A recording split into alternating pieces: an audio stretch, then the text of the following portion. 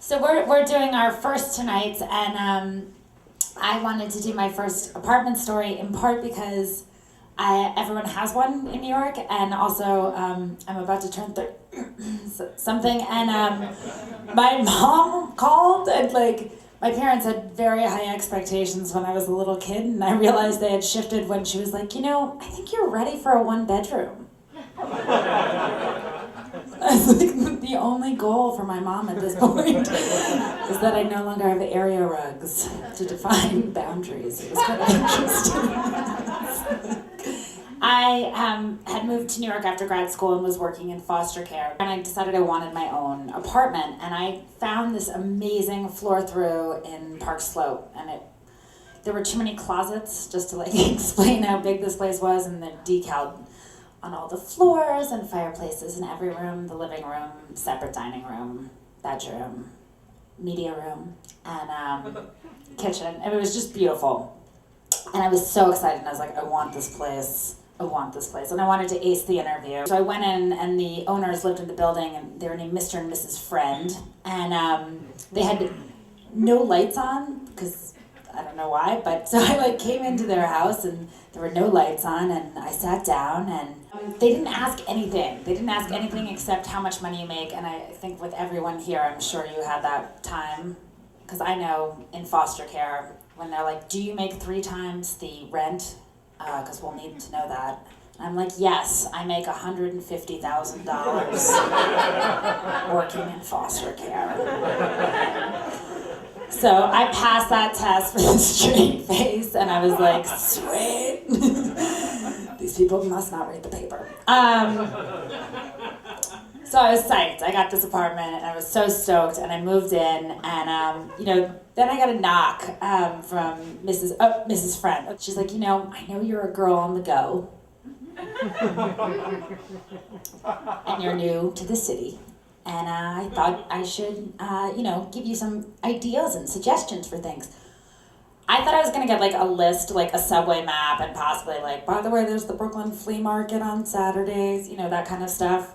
Instead, I was handed pamphlets. Now, I know what you're thinking, in Park Slope, there are all these fears or stereotypes. You're like, gosh, this is a place where people have, strollers with 4-wheel drive, and you hit menopause, and it's Tai Chi or African Asian dance. These are the issues people struggle with. Organic or local, what do? But Mrs. Friend knows about the deep, dark underbelly in Park Slope, and that is that there's a lot of meth and rape and drug issues. Luckily, these are from 1960, so no research has been done since these were designed. And while I realized I was new to the area, I don't know if I was new to planet Earth, but so she was trying to be nice, and I was like, thank you, Mrs. Friend. I thought that was, gonna be it. And I have we had heard about passive-aggressive mothers earlier. I certainly have, a Michigan mom who will leave me messages about how she, either passive-aggressive or about Jane Austen or the Holocaust, the 2 things she loves more than anything in the world. So I definitely, knew about kind of characters, but I hadn't quite received notes regularly. I hadn't had that in my life yet. And they started right away, and they started fast and furious. The first note I got was sort of more like a statement. I don't know if it's really a note as much as a telegram. It feels a little bit like, taking your mail every day. It can attract burglars, and it does not leave space for the next day's delivery. Now, I know what you're thinking. You're looking at me, you're like, she's new to this city. She probably gets a lot of letters from her pen pals. Exactly how much mail could I have had? I mean, maybe that's why the post office lasted as long as it did, because I was just corresponding. Every single time my name was spelled differently was the other thing, and the only correspondence I've had with her is checks with my name officially written on it. And I know that Catie is one of those wild, crazy names, but Dear Allison,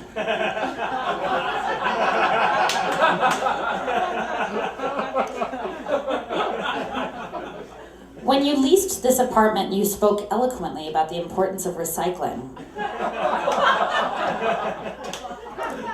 thought I had just lied about how much money I made. Please recall those ideas and apply them. We gave you a small poster specifying how the waste is to be classified and set out. You must, underline and bolded, obey the sanitation codes. After leaving you a reminder, we were distressed to find a plastic bag in the paper bin.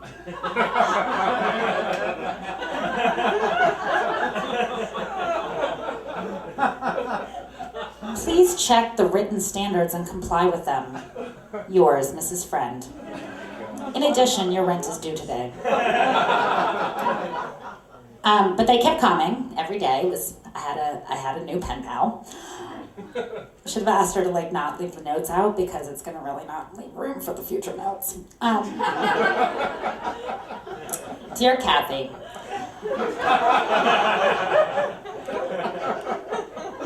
I thought we made it clear how to dispose of plastic bags. They don't go in the blue can. They go in with the regular garbage. We can't keep sifting through your trash to put things in the correct receptacles.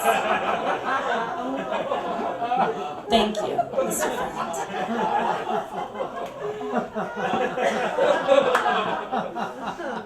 So these kept coming, and coming and coming and coming. But they got really aggressive to the point of stuff that wasn't true. Like this note. To Catie Lazarus, just in case we didn't know who you were sending it to, your one tenant. From Mr. and Mrs. Friend, R.E. Garbage. Guys, please copy that down. Date, to job. Get those mattresses off the sidewalk. Put them out before, underlined, the bulk pickup, i.e. Thursday night. Please respect the city's regulations. Please respect your neighbors. Please respect yourself. We should not have to remind you repeatedly. I am not a mattress discarder. Really don't appreciate that. She did try to be nice. I wish I was making these up, I'm sorry. She did try to be nice with a follow-up note the next day saying, thank you for getting rid of the mattresses. I.e. the garbage man probably came and picked them up. You have to separate your garbage for recycling. Follow the rules on the New York sanitation form we gave you. So I kept getting letters and letters and letters and letters and letters. And I think it was kind of clear they wanted me out, It was this strange form of harassment, essentially. So it just got crazier and crazier, and finally I gave in, and I was like, all right, I'm gonna leave the most beautiful apartment in the world. And they were so happy. They were so happy that I was going. They had won. And I got my last note, and it was an invitation to hang out with the friends. So this is when I got to know them. Dear Jane, I wanted to let you know that this weekend, because of the Half Moon Sword Dance Festival, a team of sword dancers will be staying over at our house from Thursday to Tuesday. I'm not kidding, you can read this afterwards. We may not have enough hot water for everyone, though we'll all try to use it sparingly. We may also have the heat higher at night because we don't have a lot of extra blankets. Do you?